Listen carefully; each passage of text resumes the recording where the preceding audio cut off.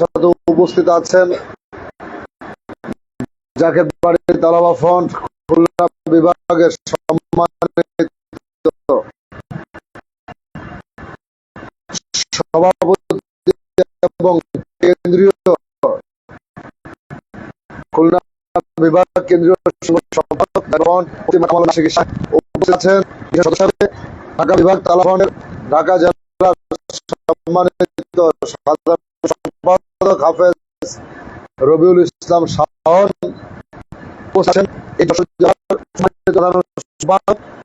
জনাব রেজাউল করিম, উপস্থিত আছেন এই যশোর সদর উপজেলা সমিতি সভাপতি প্রফেসর মঞ্জুর হোসেন, উপস্থিত আছেন এই মসজিদ কমপ্লেক্সেরই খাদেম যিনারা এখানে পড়ে থাকেন, নামাজ পড়ান, তরিকতের ওলামা কালাম যিনাদের মাধ্যমে পরিচালিত হয়, মাওলানা আব্দুল সালাম জাহেদি সাহেব। উপস্থিত আছেন আজকের অনুষ্ঠানে জাকের বাড়ি তালাবা ফ্রন্টের সম্মানিত নেতৃবৃন্দ, বিশেষ করে এই খুলনা বিভাগ সাংগঠনিক সম্পাদক হাফেজ মেহেদি হাসান, হাফেজ আরাফাত হোসেন, সাকিব হোসেন, আরো আমার ছোট ছোট ভাইয়েরা মাহমুদুল হাসান, এবং আজকের অনুষ্ঠানে যিনি সম্মানিত সভাপতি মৌলভী সাইফুল ইসলাম বাবলু ভাই, আমন্ত্রিত অতিথিবৃন্দ যে যেখান থেকে আসছেন সকলের প্রতি আন্তরিক মোবারকবাদ ও সালাম। আসসালামু আলাইকুম ওয়া রাহমাতুল্লাহি ওয়া বারাকাতুহু।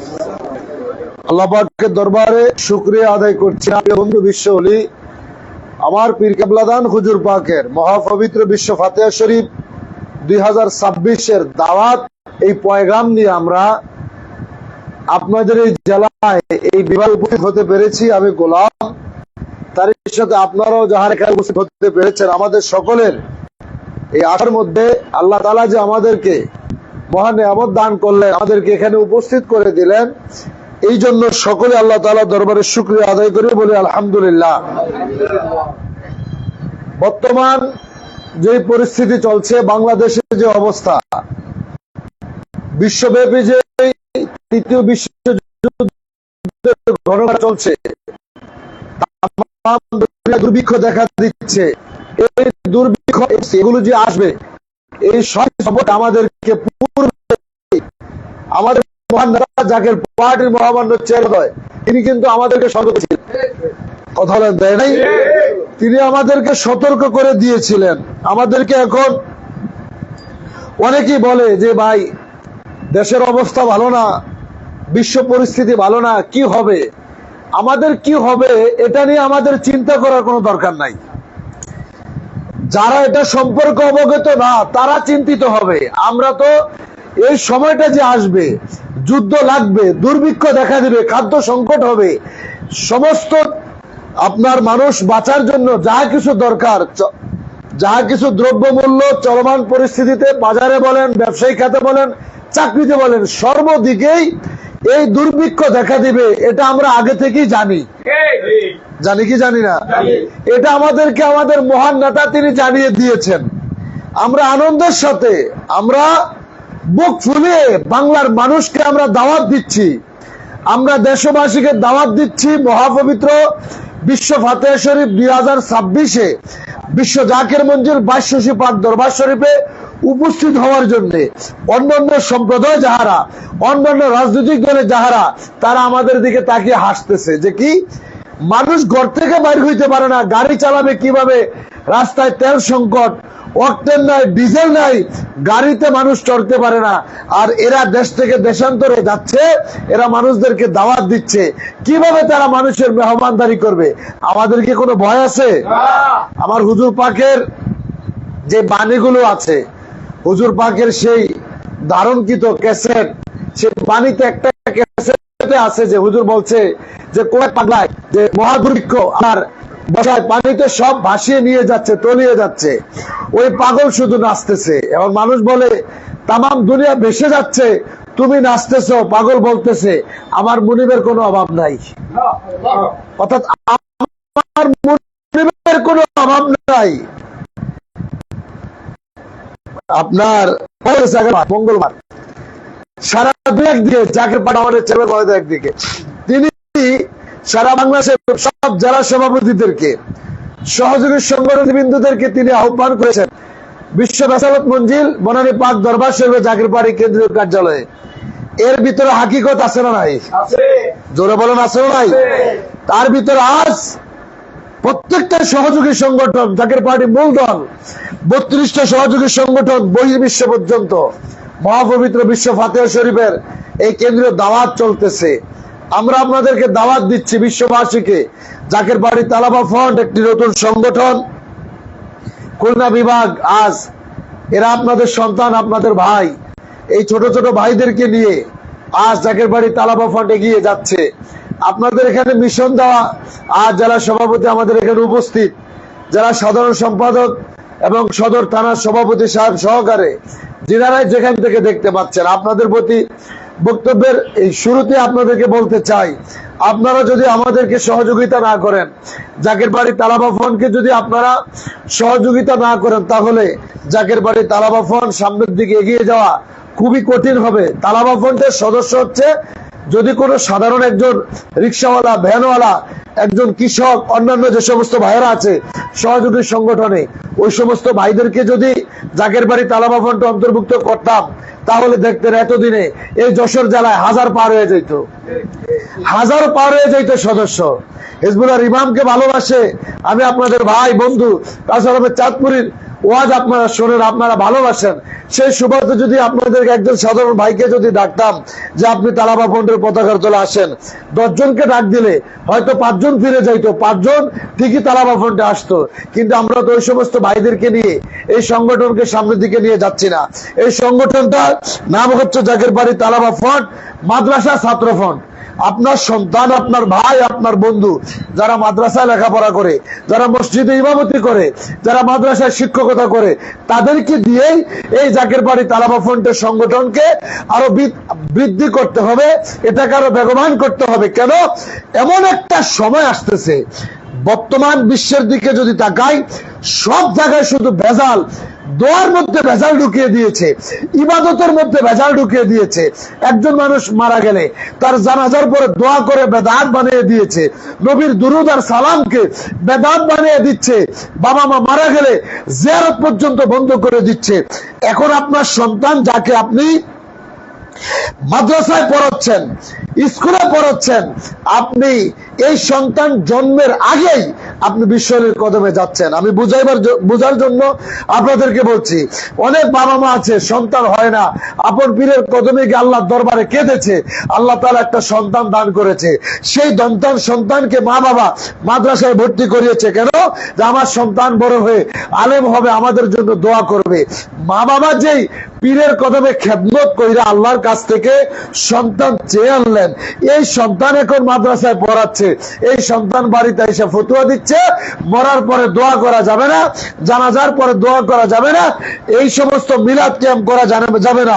এর চাইতে বড় দুঃখ পৃথিবীতে ওই মা বাবার জন্য আর কিছু হতে পারে? জোরে বলুন, হতে পারে? এখন আপনাকে কি করতে হবে? আপনার সন্তান যেই মাদ্রাসাতেই পড়ুক, আপনার সন্তান যে শিক্ষা প্রতিষ্ঠানে পড়ে, আপনি তাকে ভাই থাকতে আপনার জাকিরপাড়ির পতাকার তলে অন্তর্ভুক্ত করেন। আপনার সন্তানকে বিশ্বলীর কদমে নিয়ে আসেন, জাকিরপাড়ি চেয়ারম্যান মহোদয়ের কদমে আনেন, জাকিরপাড়ি তালাবা ফ্রন্টের সদস্য বানিয়ে দেন। আপনার ছেলে যেই মাদ্রাসায় পড়ুক, আমরা কথা দিচ্ছি, আমরা গ্যারান্টি দিচ্ছি, আমরা আপনাদের সাথে কমিটমেন্ট করছি, আপনার সন্তান যদি জাকিরপাড়ি তালাবা ফ্রন্টের সদস্য হয়, সে যেই মাদ্রাসায় পড়ুক, সে কোনোদিনও এই জিয়ারতকে, জানাজার পরে দোয়াকে, মিলাদ ক্যাম্পকে সে কখনো বেদাত বলবে না।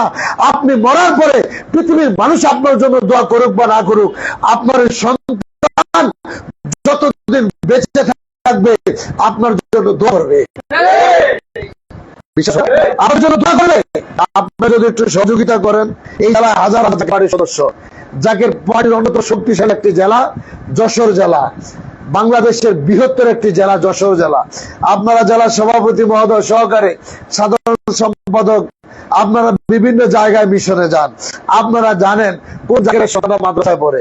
আপনি তাকে বলতে পারেন যে তোমার এই সন্তানকে তালাবা ফ্রন্টের সদস্য বানিয়ে দাও। কেমনে বানাইবা?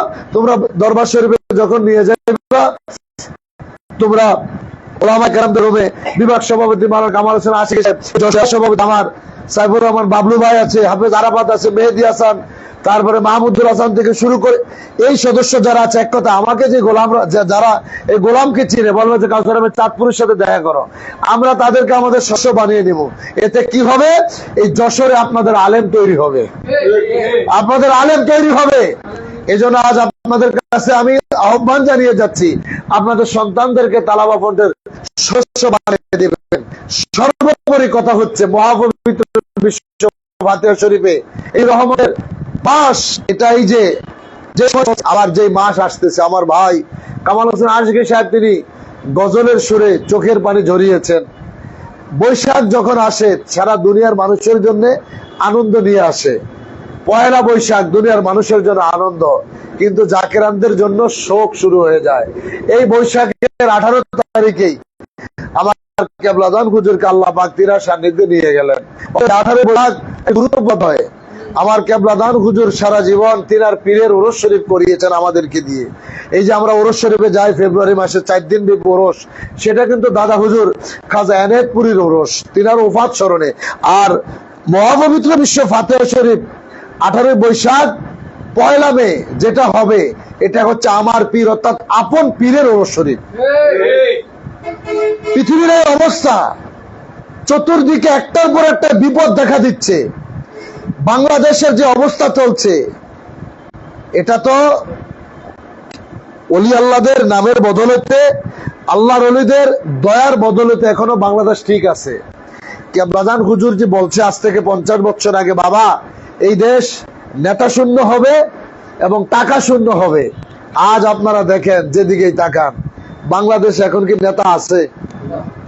দেশ চালাইতেছে হয়তো বা কেউ একজন, কিন্তু মূলত দেশ কিভাবে চলছে। ছোটবেলা আমরা যখন ছোট ছিলাম টিভি দেখতে যাইতাম, বিটিভিতে যখন সংসদ অধিবেশন দেখাইতাম আমরা এগুলো দেখতাম না, কইতাম এগুলো কি কয়। এখন এই বর্তমানে মানুষ সিনেমা বলেন নাটক বলেন এগুলো দেখা বাদ দিয়া এখন সংসদ অধিবেশন দেখে। সংসদের মধ্যে এখন নাটক চলে, কথা হয় না, এখন পার্লামেন্টের নাটক চলতেছে। তাহলে আপনারা বুঝেন দেশ কিভাবে চলতেছে। আমার হুজুর বলছে দেশ নেতা শূন্য হবে, টাকা শূন্য হবে। ব্যাংকে যাদের টাকা আছে, টাকা তুলতে গেলে 10 লাখ 20 লাখ টাকা আপনার ব্যাংকে, আপনি 50 লাখ টাকা উঠাইতে গেলে 3 দিন 4 দিন সিরিয়াল ধরে থাকা লাগে। তাহলে আসেনি দেশে সম্পদ? কিচ্ছু নাই। কিন্তু এই যে দুর্ভিক্ষ, আমাদের প্রধান অতিথি বলেছেন হিজবুল ইমাম আজ থেকে 4 বছর আগে বিশ্ববাসীর উদ্দেশ্যে, তিনি তো বিশ্ব নেতা। মনে রাখেন আল্লাহর ওলি সকল নেতৃত্ব দিতে গেলে, রাষ্ট্র চালাইতে গেলে তাদের ক্ষমতার মস্তদে বসা লাগে না, ক্ষমতার মস্তদে বসা লাগে না। স্বাধীনতা থেকে শুরু করে অদ্য পর্যন্ত বিশ্ব অলির দয়া নিয়েই বাংলাদেশ চলছে। বিশ্ব অলি খাজা ফরিদপুরের কদমে গিয়ে এমপি, মন্ত্রী, প্রধানমন্ত্রী, রাষ্ট্রপতি সবাই আমার খাজা বাবার কদম থেকে দয়া নিয়েই তারা দেশ চালিয়েছে। কথা বলেন ঠিক কিনা? আজও জাকের পার্টি চেয়ারম্যানের দয়া নিয়েই তারা রাষ্ট্র চালাচ্ছে। কিন্তু শরীয়তে আমরা দেখছি না।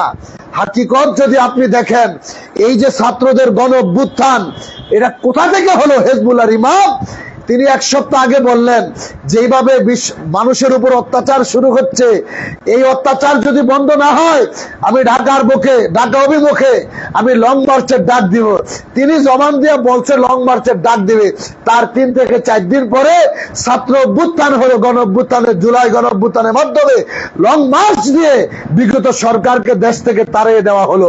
আরে ভাই, অলি আল্লাহ সকল তারা হাসতে হাসতে যেটা বলে এটা আল্লাহ কবুল করে, তারা কাঁদতে কাঁদতে যেটা বলে সেটাও কবুল করে। ওলি আল্লাহ সকল নিজের হাত দিয়ে কোনো কিছু করে না। কেন? তারা তো হাকিকত আল্লাহর হাত। আজ থেকে 1400 বছর আগে আমার রাসূল পৃথিবীর জমিনে এসেছিলেন। এই পৃথিবীর জন্য রহমত হিসেবে আল্লাহ বলেছে ওমা আরসালনাকা ইল্লা রহমাতাল লিল আলামিন, আমি আপনাকে তামাম জাহানের জন্য রহমত হিসেবে পাঠিয়েছি। পৃথিবীর কোন কিতাবে নাই। যুদ্ধ হয়েছে আমরা সবাই জানি, সাহাবায়ে কেরাম যুদ্ধের ময়দানে শহীদ হয়েছে সবাই জানি। পৃথিবীর কোন কিতাবে কোন আলেম দেখাইতে পারবে না আমার রাসূলুল্লাহর পবিত্র হস্ত মোবারক দ্বারা, নবীজির তরবার মোবারক দ্বারা একজন ইহুদিকে নবীজি কতল করছে। যুদ্ধের ময়দানে কোন দুশ্মনকে নবী হত্যা করছে পৃথিবীর কোন ইতিহাসে নাই। তিনি তো রহমত হিসেবে আসছে। তো আল্লাহর অলিরাও সেই রহমত, আল্লাহর অলিরাও কারো কোনো ক্ষতি করে না। আমার হুজুরকে সারা জীবন মানুষ গালি দিছে, আমার হুজুর কারো প্রতিবাদ করছে? কথা বলে না। প্রতিবাদ করছে? বিশ্বকে গালি দিয়েছে বলে পাই। জাকের বাড়ির চেয়ারম্যানকে গালি দিচ্ছে, তিনিও প্রতিবাদ করে না। তাহলে লং মার্চ বলেন, গণঅভ্যুত্থান বলেন, আল্লাহর অলির আওলাদ, তিনিও আল্লাহর অলি, জবান দিয়ে বলেছে এটা আল্লাহ তাআলা অন্যদের মাধ্যমে এটা ঘটায় দিছে। কথা বলেন ঠিক? আজ তিনি আমাদেরকে বারবার সতর্ক করে। তিনি কি বিগত সরকারকে তার ক্ষমতা থাকা অবস্থায় তিনি কি বলে নাই যে আগামী 3 বছরের খাবার আপনি মজুত করেন, 3 বছর ঔষধ মজুত করেন, 3 বছরের পোশাক আপনি মজুত করেন। যদি আপনার নেতা কর্মীদের প্রতি বিশ্বাস না থাকে, প্রয়োজনে সেনাবাহিনীর কাছে হস্তান্তর করেন। যদি তিনার কথা সেদিন শুনতো, তাহলে আজকে তেলের জন্য পাবলিক লাইনে দাঁড়িয়ে থাকতো না, খাবারের জন্য মানুষ লাইনে দাঁড়িয়ে থাকতো না, হাহাকার করতো না। এখন যদি তারা বলে তিনি জানে কিভাবে, তিনি কে, তিনি জানে কিভাবে, তিনাকে চিনার আপনাদের এখনো সময় বাকি আছে। আল্লাহ কোরআনে বলেছেন, ওমা কুন্না মুআযযিবিনা হাত্তা নাবআসা রাসূলা, আমি ওই জাতির কাছে ততক্ষণ পর্যন্ত আমার পক্ষ থেকে ওই জাতিকে সতর্ক করার জন্য একজন অভিভাবক, একজন রাসূল বলেন, একজন অভিভাবক বলেন, নেতা বলেন, যতক্ষণ পর্যন্ত আমি আল্লাহর পক্ষ থেকে না পাঠাই, ততক্ষণ পর্যন্ত এই জাতির উপর আমি গজব দেই না। সুবহানাল্লাহ বলেন। এই যে একদিনে 5 বার ভূমিকম্প হচ্ছে, এটা কি রহমত না গজব? কথা বলে না। রহমত না গজব? দুর্ভিক্ষ দেখা দিচ্ছে চতুর্দিকে, একটার পর ভাইরাস দেখা দিচ্ছে। আজ দেখেন আমার বাংলাদেশে হাসবো না কাঁদবো, কোন দেশে বসবাস করি, পার্লামেন্টে দাঁড়িয়ে স্বাস্থ্যমন্ত্রী বলতেছে এই যে ভাইরাসের হাম আমেরিকা, তিনি বলতেছে যে বৃষ্টির আগে যেমন হঠাৎ করে বিজলি চমকায়, এই হাম রোগটা হঠাৎ করে চলে আসছে। স্বাস্থ্যমন্ত্রী এই কথা বলে, এটা যে কোনো মুহূর্তে একটা রোগ দেখা দিবে, এটার পূর্ব পরিকল্পনা তো যারা স্বাস্থ্য খাতে যারা আছে তাদের যদি জাকের বাড়ির চেয়ারম্যান মহোদয়ের কথা যদি তারা শুনতো, তিনার কথায় যদি তারা কর্ণপাত করে যদি তারা তাদের কাজগুলো ঠিকঠাক মতো করত, তাহলে আজ আমাদের এই দিন দেখতে হতো না। 95% মুসলমানের দেশে আমরা দেখেছি একজন দিয়ে আসা হয়েছে, যার জন্য আজ একটার পর একটা বিপদের সম্মুখীন হচ্ছে। সেদিন বেশি দূরে নয়, যেদিন মনোনীত পুরুষ পবিত্র নেতার হাতে এই দেশের রাষ্ট্রীয় ক্ষমতা আল্লাহ তাআলা তুলে দিবে। এটার জন্য আপনাকে আমাকে যুদ্ধ করতে হবে না, লং মার্চ করে ঢাকার রাজপথ বন্ধ করে দিতে হবে না। আল্লাহ তাআলার এই পবিত্র বাণী, উলাইকা হিজবুল্লাহ আলা ইন্না হিজবাল্লাহি হুমুল মুফলিহুন, ইহা আল্লাহর দল, এই দলের বিজয় অবিসম্ভাবী, এই দলের বিজয় কেউ ঠেকিয়ে রাখতে পারবে না। কেবলাদান বলছে, বাবা আমি জাকের পার্টি এই তরিকা আমি ডুবিয়ে দিলাম, খিজির আলাইহিস সালামের কাছে এটা আমানত রেখেছি, যখন সময় আসবে আমি এই নৌকা আবার ভাসিয়ে দেব।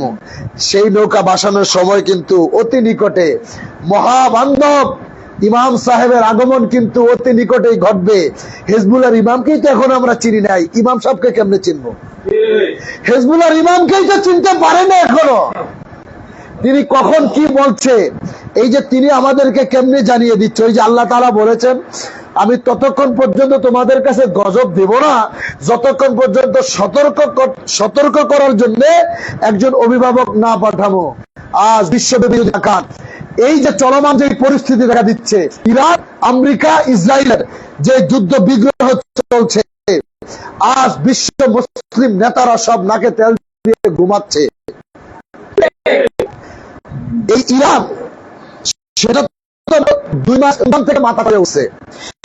এর আগে যখন শিশু বাচ্চাদেরকে হত্যা করা হলো, গর্ভবতী মাকে হত্যা করা হলো, ফিলিস্তিনের মানুষদেরকে নির্মমভাবে শহীদ করতেছে, বাইতুল মুকাদ্দাস তারা আপনার বাইতুল মুকাদ্দাসে নামাজ বন্ধ করে দিয়েছে। পৃথিবীর বুকে 57 মুসলিম রাষ্ট্রের বড় নেতা কেউ তো মাথা ছাড়া দেয় নাই, সবাইকে তেল দিয়ে ঘুরিয়ে এসি চালায়া সবাই ঘুমাইছে, কেউ কোনো প্রতিবাদ করছে? কথা বলেন, করছে? করে নাই। এখন যেই না তখন ইসরায়েল আর আমেরিকা মিলে মুসলমানদেরকে মারছে, কিন্তু মুসলমান নেতারা মাথা ছাড়া দেয় নাই। আর এখন যেই নাকি ইরান মুসলমানদের পক্ষে দাঁড়িয়ে ইসরায়েলকে মারা শুরু করছে, আমেরিকার ঘাঁটিগুলো পোড়ানো শুরু করছে, এখন সব মুসলমান নেতারা মাথা ছাড়া দিয়ে উঠছে।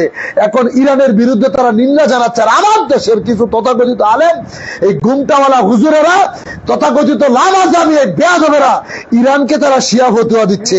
আরে বেটা, ইরান মুসলমানদের পক্ষে দাঁড়িয়ে যুদ্ধ করার কারণে তারা যদি শিয়ার ট্যাগ লাগাও, যদি তারা শিয়াও হয়, ইরান দেখিয়ে দিয়েছে মুসলমান মাথা নত করার জাতিরা ইরান একাই ইহুদি নাসারাদের বিরুদ্ধে তারা যুদ্ধ করে যাচ্ছে। কথা বলে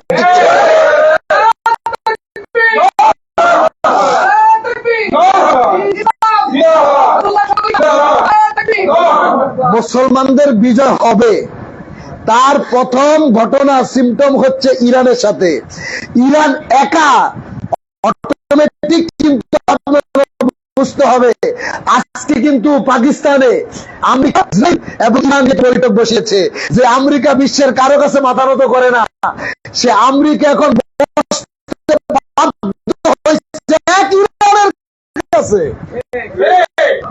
এক ইরানের কাছে বিজয় পতাকা উঠেছে। মুসলমানদের বিজয় কেউ দাবি রাখতে পারবে না। আর সে বিশ্ব মুসলমানদের নেতৃত্ব দিবে যিনি, তিনি হচ্ছেন হিজবুল্লাহর ইমাম, জাকের পার্টির মহামান্য চেয়ারম্যান, বর্তমান জামানা আল্লাহর পক্ষ থেকে মনোনীত পুরুষ, যিনি যার কারণে আমাদেরকে বিপদ আসার আগে জানিয়ে দিচ্ছে, দুর্ভিক্ষ আসার আগে বলে দিচ্ছে, মহামারী আসার আগে আমাদেরকে জানিয়ে দেয় একটার পর একটা বিপদ আসবে, আমাদেরকে তিনি সতর্ক করে দিচ্ছে। আল্লাহর কোরআন থেকে দিকে যদি তাকান, সেই ক্ষেত্রে তিনি আল্লাহর পক্ষ থেকে মনোনীত পুরুষ। আর বিশ্ব মুসলিম জাহানকে নিয়ে যদি পর্যবেক্ষণ করেন, মুসলমানদের পক্ষে কথা বলার মতো একমাত্র নেতাই হচ্ছে পীরজাদা আলহাজ খাজা মুস্তাফা মীর ফয়সাল মুজাদ্দিদি। কথা বলেন, সেই নেতার পক্ষে কাজ করতে রাজি আছে না নাই? আরো জোরে বলে রাজি আছে না নাই? টাকা পয়সা চিন্তা করে লাভ নাই, সম্পদ আজ আছে কাল নাই। যতদিন বাঁচবো বুক উঁচু করে, মানুষের সামনে মাথা উঁচু করে জাকের পার্টির পতাকা হাতে নিয়ে বাঁচবো। যেই সরকারি আসুক, আমাদের দেশ ছাড়া পালাইতে হবে না। আরে ভাই, আপনি সদর থানার সভাপতি, জেলা সাধারণ সম্পাদক, জেলা সভাপতি, হয়তো অন্য একটা দল করলে আপনার 10টা 20টা বাড়ি হইতো, আপনি কোটি কোটি টাকা কামাইতেন, কি হইতো? এইভাবে সিভিল ভাবে আইসা বৈশার কথা শুনতে পারতেন না, আপনার সামনে পিছে আপনার পাহারাদার রাখতে হইতো। এই রাজনীতি, এই ক্ষমতার কি দাম আছে? দেশ চালাইছে ওমর ফারুক আজম রাদিয়াল্লাহু তাআলা আনহু, অর্ধ পৃথিবী শাসন করছে। বাংলাদেশের মতো প্রায় 117টা রাষ্ট্রের প্রেসিডেন্ট ছিলেন তিনি। 117টা রাষ্ট্রের বাদশাহ রাস্তায় নামে, তার কোনো সিকিউরিটি লাগে নাই, তার কোনো দালান কোঠা ছিল না, খেজুর পাতা ঘরে বসে রাষ্ট্র চালাইছে। যাকে চেয়ারম্যান বলছে, বাবা আমরা যেদিন ক্ষমতা যাব, আমরা খেজুর পাতার ঘরে রাষ্ট্র চালাম, আমরা খেজুর পাতার ঘরে রাষ্ট্র চালাবো। ধারণ করেন, হিজবুল্লাহর ইমাম চলে, তার কথাগুলো মানার চেষ্টা করেন। আজ আছি কাল মরে যাব, দুনিয়া বাঁচবো, ইমান নিয়ে কবরে যাওয়ার জন্য যাহা কিছু করা দরকার সেগুলো আমাদেরকে করতে হবে। সভ্য অট্টালিকা, ক্ষমতা, এগুলো কিচ্ছু না। মুহূর্তের মধ্যে আপনার আজরাইল এসে আপনাকে অ্যাটাক করতে পারে না। মৃত্যু আমাদের সবার হবে, তবে মরার আগে মানুষ হইতে হবে, মানুষ আমাদেরকে হতে হতো। মানে আপনি মসজিদের কোনো অভাব নাই, কিন্তু ইমানদারের বড় অভাব, ইমানদারের বড় অভাব। অর্থাৎ ইমানদার যদি হতে চান, প্রকৃত মানুষ যদি হতে চান, বিশ্বলে খাজা ফরিদপুরীর কদমে আপনাকে যেতে হবে। তাই এই দেশবাসীকে সেই দাওয়াতটাই দিতে আসছি। ভবিষ্যৎ কিন্তু ভালো না। এই মহামারী, এই গজব দেখছেন কি? ভাইজান বলছে বিপদের দেখছেন কি? একটার পর একটা বিপদ আসতেছে। এই বিপদ থেকে যদি বাঁচতে চাও, জাকের পার্টি নূহের তরিতে আপনাকে উঠতে হবে। আমরা এখন আপনাদেরকে দাওয়াত দেই, সামনে মহাপবিত্র বিশ্ব শরীফ 2026 আগামী 1 মে 8 বৈশাখ আপনারা এখন কাজ হচ্ছে মানুষের কাছে দাওয়াত পৌঁছে দিবেন। যে যাবে সে বাঁচবে, এটা গ্যারান্টি। যে যাবে আর কপালে নেই এখনো আছে, এখান থেকে তাকিয়ে যাবে, এখান থেকে তারা ছিটকিয়ে, এটা হোক জাকের বাড়ি তালাবা ফোন, হোক জাকের বাড়ি ছাত্র ফোন, হোক ওলামা ফোন, যুব ওলামা ফোন, যুব স্বেচ্ছা, যুব ফোন, স্বেচ্ছাসেবক, মূলদল যে সংগঠনে হোক, যার তকদিরের শেষ নিঃশ্বাস পর্যন্ত ঈমান থাকবে না, সে কখনো এই সংগঠনের পতাকা তলে থাকতে পারবে না, সে চাইলেও থাকতে পারবে না। খেদমত দিতে পারতেছেন সৌভাগ্যের ব্যাপার। আপনি 50 টাকা 100 টাকা খেদমত দিয়ে 5 লাখ টাকা ডাক্তারে দেওয়া আপনার মওকুফ হচ্ছে, ডাক্তারকে দেওয়া আপনার মওকুফ হচ্ছে। একটু আগে আমার ভাই যে একটা মহা মুসিবতে পড়ে গিয়েছিলেন, বিপদ কখন আসে কাউকে বসে না, আলো ওনার তকদিরে হয়তো অনেক একটা বিপদই হতে পারত। আমার ভাই আছে এই মিশন, তিনি আসছেন হিজবুল্লাহ ইমামের হুকুমের মিশন, এই পবিত্র মিশনে তিনি আসতেছিলেন বিদায় তিনি রহমতের হাত দিয়া আমার ভাইকে দয়া করে রক্ষা করছে। এত বড় বিপদ থেকে তিনি বেঁচেছেন একটু আগে, অন্য হতে পারত। অতএব আল্লাহ তাআলা আমাদেরকে, আমরা এগুলো বুঝি না, কেবলা জান আমাদেরকে কিভাবে বাঁচায় আমরা বুঝি না। আমি যদি আমার নিজেকে নিয়ে যদি বলি, গত বছর আপনার রমজানের ঈদের পরের দিন ওলি আল্লাহর কাছে আমরা যাই, আল্লাহর ওলিদের সম্পর্কে কিতাবই আছে আপনার ওলি আল্লাহ সকল আল্লাহ দেখার আয়না। এমনও আছে যে আজরাইল আলাইহিস সালাম জান কবজ করতে আসবে, কামেল পীরের মুরিদের জান কবজ করার আগে কামেল পীরের কাছ থেকে পারমিশন নিয়ে তারপরে মুরিদের জান কবজ করবে। এই বিশ্বাস নাই আপনাদের? হাজার হাজার কারামত আপনাদের জীবনে আছে, কিন্তু আপনি কটা মনে রাখছেন, কটা ভুলে গেছেন। আমার ভাইজান কত বড় দয়াবান, তিনি যে এই জমানায় কে আমরা এখনো তাকে চিনি নাই। আমি তো আমাকে দিয়েই বলি, আমরা মাঝে মাঝে বলি তিনি কেবলাজান হুজুর পাকের প্রতিচ্ছবি, বলি না? পুরাতন জাকের যারা আছে তাদেরকে জিজ্ঞেস করলে হাকিকতটা বোঝা যায় যে মেজু ভাইজানকে দেখতে কেমন। জাকেরানরা বলে খাজা বাবাকে আমরা যেই রূপে দেখতাম, মেজু ভাইজানের দিকে তাকাইলে ঠিক কেবলাজান হুজুর পাকের সেই চেহারাটাই মেজু ভাইজানের ভিতরে দেখা যায়। আমি যখন বিশ্ব জাকির মঞ্জুরে হেফজখানা 2006 সালে ভর্তি হয়েছি, আমি তো বিশ্ব আলী খাজা ফরিদপুরীকে দেখি নাই শরীয়তের সচক্ষে। তো হেফজখানা যখন ভর্তি হয়েছি 2008 সালে একটা নির্বাচন হয়েছিল, ওই নির্বাচনের সময় মেজু ভাইজান তখন সদরপুর আসরে নির্বাচন করে। তা আমি হুজরা শরীফে থাকতাম, ফরাদ ভাই ছিল, কায়ম দাদা ছিল আমাদের দপ্তর সম্পাদক, ভাগু কাকার আব্বা কায়ম দাদা, তিনারা হুজরা শরীফে থাকতেন। আমি তখন হেফজখানায় পড়ি, হেফজখানায় আমি সবক দিতাম, রাত্রে এসে ঘুমাইতাম হুজরা শরীফে, হুজরা শরীফে খেদমত করতাম। তো ফরাদ ভাই বাড়িতে গেছে, তিনার বাড়ি হচ্ছে দোহার বানাঘাটা। কায়ম দাদা তিনার সহধর্মিনীতে অসুস্থ হয়েছিল, তিনিও রাজবাড়িতে বাড়িতে আসছে। এখন আমি তখন একা হুজরা শরীফে, তো হুজরা শরীফ যখন ঘুমাইছি, ওই হাফেজ সিরাজ তিনি কোরআন তেলাওয়াত করে রাত্রে 3টায়, উনি রাত্রে প্রায় 2টা থেকে 1:45 বাজে উনি আইসা ওই কেসি গেটের মধ্যে গ্রিলের মধ্যে টোকা দিতেছে। তা আমি মনে করছি যে সিরাজ ভাই আসছে, ওনার চাবি দিতে হইব, মাইক চালু করে দিতে হইব, আর মাইক্রোফোন তার কাছে দিতে হবে। এখনো দরবারের কথা মনে পড়ে, ছোটবেলা থেকে ছিলাম, হয়তো এখন দূরে আছি, কিন্তু কিছুই তো আমরা ভুলি নাই। বলছি সবকিছু তো আমাদের হৃদয় আছে না, তিনার মোহাম্মত নিয়েই তো আমরা এখন সংগঠন করতেছি। তো যখন আমি ওই জানালাটা খুইলা আমি জোর করে বলতে আছি যে এখনো তো 3টা বাজে না, আপনি এত তাড়াতাড়ি। যখন আমি জানালাটা খুলছি, অর্থাৎ জানালার যে কি বলে এটারে, দরজাটা যখন খুললাম, আমি দেখি ওই গ্রিলের বাহিরে হিজবুল্লাহর ইমাম জাকির বাড়ি ভবনের চেয়ারম্যান মহোদয় দাঁড়িয়ে রয়েছে, একটা চাদর গায়ে। এখন চাদর গায়ে দিয়ে যখন দাঁড়িয়ে রয়েছে, এখন তো আমার শরীরে, আমার গায়ে একটা গেঞ্জি ছিল, শুয়ে রয়েছি আমি। ছোট তখন করি আমি, বা 14 বছর কি 13 বছর, 12-14 বছর, আমি দরবারে ধরুন 20 বছর। এখন যদি আমার 34 বছর বয়স হয়, তাহলে তখন আমার 14 বছর বয়স। তো আমি যখন সেখানে ভাইজানকে দেখে আমার শরীর কাঁপতেছে। এখন আমি তালা খুলবো, চাবি চায়না তালার মতো, এটা হাত কাঁপতেছে, ভাইজান সামনে চলে, তখন হাত বলতেছে খাদেম সাহেব আস্তে আস্তে খোলেন। তা আমি তালা খুলছি, ভাইজানের কদমে চুমু খাইলাম, কদম বসি করলাম। ভাইজান বলতেছে, খাদেম সাহেব অনেক কষ্ট হয়েছে, ঘুম ভেঙে গেছে, যাও যায় ঘুমাও। আমি ঘুমাইতে গেছি, আল্লাহর জাতের কসম, হিজবুল্লাহর ইমাম হাঁটতে হাঁটতে যে গ্রিল মোবারক 3 নম্বর হুজুর খাট মোবারক গুলো যেখানে রাখা, ওই দরজা দিয়ে ভাইজান ভিতরে গেলেন। এটা আমি ফরাদ ভাই যখন আসছে তখন তার কাছে আমি যখন খুলে বলছি, আমার নিজের ভিতরে প্রশ্ন জাগতেছে। আপনি বলেন, ওই নির্বাচনের সময় আর কিছু না হোক, আমার ভাইজান যখন রুম থেকে বাইর হয়, ভাইজানের সাথে কি ভাইজানের খাদেমরা থাকে না? আর যতই রাত্র হোক আর দিনে হোক, যখনই হোক, ভাইজানের সাথে কি কেউ থাকে না? তাহলে তখন ওই মুহূর্তে রাত্র 2টা বাজে, আমার ভাইজান কি একা মাদ্রাসার 3 তলা থেকে, অর্থাৎ হোস্টেলের 3 তলা অফিস, সেখান থেকে একা একা হাইটা এই হুজুর চাইছে? সেখানে আমার কেরামান হুজুর হিজবুল্লাহর ইমামের পবিত্র সুরত মুবারক ধইরা সেই জায়গায় এসে আমার খাজা বাবা তো ছিল, কথা বলে ঠিক আছে? তাহলে হিজবুল্লাহর ইমাম তিনাকে আমরা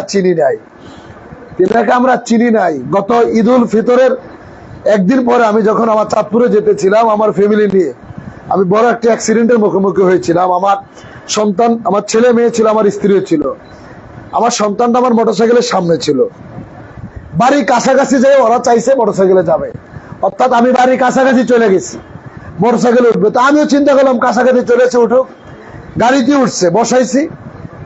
হঠাৎ একটা সিএনজি আমার সামনে দিয়ে ঘুরিয়ে দিছে। আমার গাড়িটা তখন সাইডের উপরে ছিল, আমার একটা গাড়ির সাইডের উপরে স্পিড, আমার গাড়িটা যে মুহূর্ত যদি সিএনজি সামনে ঘুরিয়ে দেয়, আমার কোনো দিকে যাওয়ার কোনো রাস্তা ছিল না, গাড়িটার সাথে মেরে দিয়েছিলাম। আমার ছেলে ছিল আমার সামনে বসা। আপনি বলেন 60-65 স্পিডে একটা গাড়ি, আমার সন্তানটা, ছোট্ট বাচ্চাটা রায়হান আমার সামনে, আমার মেয়ে আমার পিছনে, স্ত্রী পিছনে, ওরা সামনে যা পড়ে গেছে। গাড়িটা পোল্টিকে আমার উপরে ছিল। আমি যখন চোখটা একটু খুলছি, আমি শুধু গাড়ি আমার উপর থেকে সরানোর আগেই আমার মাথায় এসে, আমার ছেলে তো আমার সামনে ছিল, যেভাবে লাগছে আমি শুধু জিজ্ঞেস করছি আমার ছেলে কোথায়। তখন এক লোক বলতেছে, আপনার ছেলে যে আপনার পাশে দাঁড়িয়ে রয়েছে। আমার ছেলেটা, আমার তো তখন বুঝা, আমি চিৎকার মেরে উঠছি, কারণ আমার তো তখন চিন্তা ছিল যে আমার মোটরসাইকেলের ধাক্কায় সিএনজিটা নিচে পড়ছে, তাহলে আমার ছেলে কোথায় যাওয়ার কথা ছিল? আমার ছেলেটার কি অবস্থা? পিছনে গুলো বাদ দিল, মতো আমার সামনে বসা। তো সেই ছেলে মেয়েকে আল্লাহ সুস্থ রাখে। এরপরে দেখেন, আমি মুফতি সাহেব সাইফি ভাই, মাসুমুল্লাহ সাহেব কিশোরগঞ্জে এমদাদের আব্বার মৃত্যুবার্ষিকীর মাহফিলে, আমার শালার বিবাহ, তারাও নানার বাড়ি যাবে, অসুস্থ। তো পরিচিত একটা সিএনজি, আমি ভাইজানের কথাগুলো বলি যে তিনি কে, আমরা তাকে চিনি না। আসলে আমরা তার হুকুমগুলো অমান্য করতেছি, দায়িত্ব পেয়ে অবহেলা করতেছি। আমরা যে কেন অধপতনে যাচ্ছি আমরা নিজেরাও জানি না। আপনি মূলধনে আছেন, সহযোগী যে দায়িত্বে আছেন, দায়িত্ব পাওয়ার পরে যারা অবহেলা করবেন, আপনার ক্ষতি আপনি নিজে ডেকে আনতেছেন। আপনার ব্যবসার অধপতন আপনি নিজে ডেকে আনতেছেন। আপনার শরীরের অস্বাস্থ্য, আপনার অসুস্থতা আপনি নিজেই ডেকে আনতেছেন। এটা সবার উদ্দেশ্যে বলছি, যারা লাইভে দেখতেছেন তাদের উদ্দেশ্যে বলছি। আরে মুরিদ হয়েছি, পীরের কাছে মুরিদ হয়েছি, মুরিদ হইয়া যদি কাফের ফতোয়া যদি আমরা না কামাইতে পারি, এই মুরিদ আর কি দাম? কথায় কথায় মানুষ আমাদেরকে কাফের বলবে কেন? মুর্শিদ তো মুরিদ হয়ে যাবে, ভালোবাসতে হবে। দেখ আমাকে কাফের ফতোয়া, তাতে কি আসে যায়? দুনিয়ার আলেমদের, এই সমাজের মানুষের কাফের ফতোয়ায় আমাকে কি আল্লাহ জান্নাত জাহান্নাম দিবে? হাসরের ময়দানে এই ফতোয়ার উপরে ভিত্তি করে কি আল্লাহ তাআলা আমাদেরকে জান্নাত জাহান্নাম দিবে? আল্লাহ আপনার কর্মের উপরে ডিফেন্স করে দিবে। তো তারা আমার শ্বশুর বাড়ি থেকে একটা সিএনজি পাঠাইছে, যেহেতু অসুস্থ, পরিচিত সিএনজি আসছে, প্রতিনিয়ত এই সিএনজিটা এসে নিয়ে যায়। সিএনজিটা সানার পর আইসা ওদেরকে গাড়ি তুলেছে, আমরা তো চলে গেছি।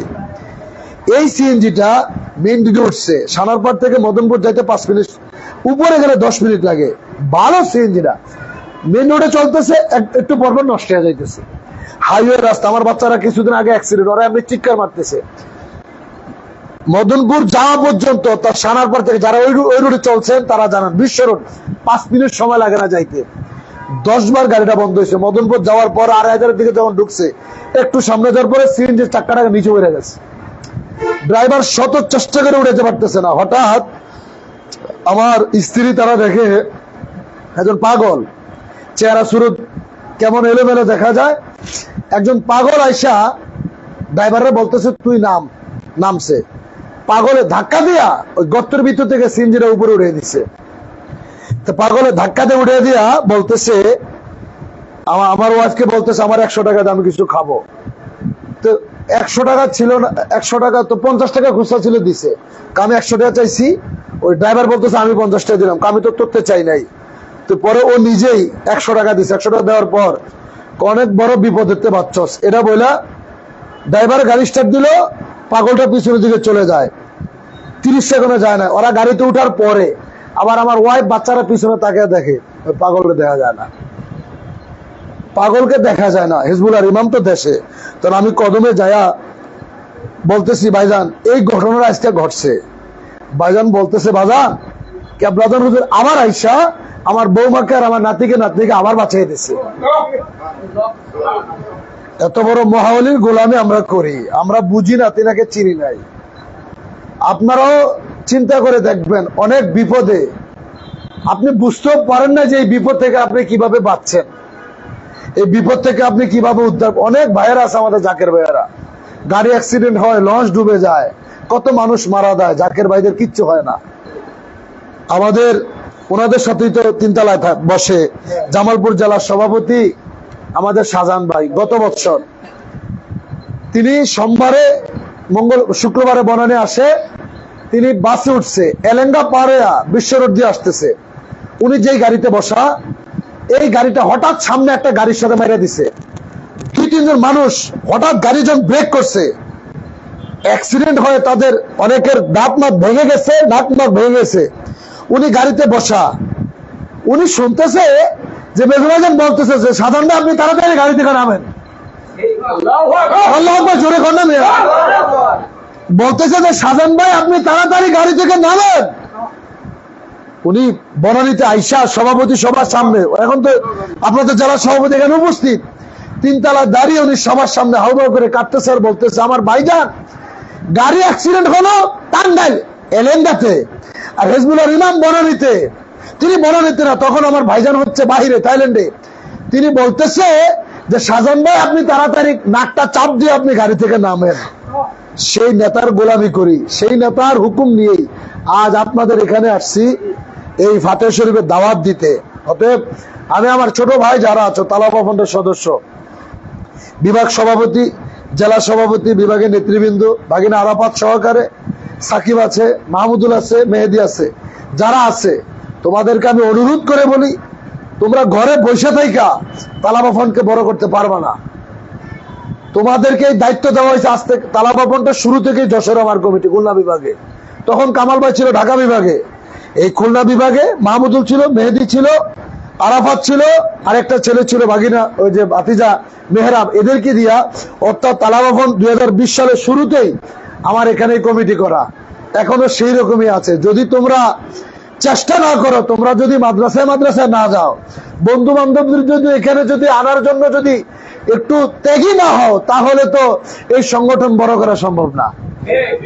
তাইলে তুমি যে দায়িত্ব নিয়ে বসে আছো, আমাকে তুমি হয়তো ফোনে, আমার ফোন তুমি ধরবা না, বা আমার মেসেজ তুমি সিন করবা না, বা আমার ফোন ধরলেও তুমি এটাকে গুরুত্ব দিলা না। যে সম্পাদক তো প্রতি সপ্তাহে ফোন দেয়, খেদমত চায়, উনি তো বলবেই। তুমি হয়তো আমাকে অবহেলা করতে পারলে, কিন্তু আমার ভাইজানের হুকুম মাথায় নিয়ে কিন্তু আমি গোলাম যদি একটা কলা গাছে হই, আমার ভাইজান নির্দেশ দেওয়ার পরে তোমাদের কাছে একটা ফোন আসে, একটা মেসেজ আসে। ভাইজানের হুকুম ছাড়া আমি তো পাগল নই যে আমি একটু পরপর, তোমরাও স্টুডেন্ট আমরাও তো স্টুডেন্ট, তোমাকে আমি বারবার বিরক্ত করব, ফোন দেব, এটা তো প্রশ্নই আসে না। তবে আমাকে তুমি দেখাও যে ওই সদস্যটা বাংলাদেশের যে মন দিয়ে তালাবাহন করে, ওই তালাবাহন করে ওর পড়ালেখা নষ্ট গেছে। যদি পারো দেখাও একজন যে ওই মন দিয়ে তালাবাহন করে, ওর রেজাল্ট খারাপ হয়েছে, পড়ালেখা ভালো না। এগুলো কিন্তু ঠিক না। হুজুরের সংগঠন করতে হইব। তুমি 24 ঘন্টা, তুমি 1 ঘন্টা, আধা ঘন্টা টাইম দাও। আর এখন তো মোবাইলের যুগ, একটা ফোন দিলে, একটা মেসেজ দিলে সবাইকে পাওয়া যায়, ঠিক না? তাই তোমার অনুরোধ করে বলি, তোমাদের ভবিষ্যৎ সামনে পড়ে আছে, তোমাদের ফিউচার সামনে। এখন যদি খেদমত করে যদি নিজেকে জ্বালাই পোড়াই যদি করতে পারো, তুমি দেখবে সামনে তুমি একটা বারুদ হিসাবে মানুষের সামনে করবে, বারুদ হিসাবে মানুষের সামনে কথা বলবে, কন্ট্রোল করবে না। ওই অত কথায় কথায় ধরে লাগবে না, তুমি মুখ দিয়ে কথা বলবা, পারবো তোমার কথা শুনবে। পাগলের মতো, চাতক পাখির মতো মানুষ তোমার কথা শুনবে। সে বিশ্বাস যদি ভিতরে থাকে, হিজবুল্লাহর ইমামের প্রতি যদি তোমার সেই অগাধ বিশ্বাস আনুগত্য যদি থাকে, তালাবা ফন্ডের পতাকা হাতে নিয়ে মাঠে ময়দানে কাজ করেন। রাজি আছেন না আপনারা করতে? রাজি আছি তো আমরা সবাই? আমরা আমাদের বন্ধু বান্ধবদেরকে দাওয়াত দিয়ে মহাপবিত্র বিশ্ব ফাতিহা শরীফের মাঠে আমরা নিয়ে যাব। আল্লাহ তাআলা আমাদের কবুল করেন, সকলে বলেন আমিন। আজকের এই মিশনে যেভাবে সহযোগিতা করলেন, বিশেষ করে জেলা সভাপতি মহোদয়, সাধারণ সম্পাদক, সদর থানার সভাপতি, নেতৃবৃন্দ, সকলের সর্বোচ্চ প্রচেষ্টায় আজকে এত সুন্দর একটি মিশন এখানে আমরা করতে পারলাম। এই জন্য মহান মালিকের কদমে আবারও শতকোটি চুম্বন রেখে তিনার কদমে শুকরিয়া, আল্লাহ তাআলা দরবারে হাজারো কোটি শুকরিয়া রেখে সকলের সুস্বাস্থ্য দীর্ঘায়ু কামনা করে আমি আমার বক্তব্য এখানে শেষ করলাম। আসসালামু আলাইকুম ওয়া রাহমাতুল্লাহি।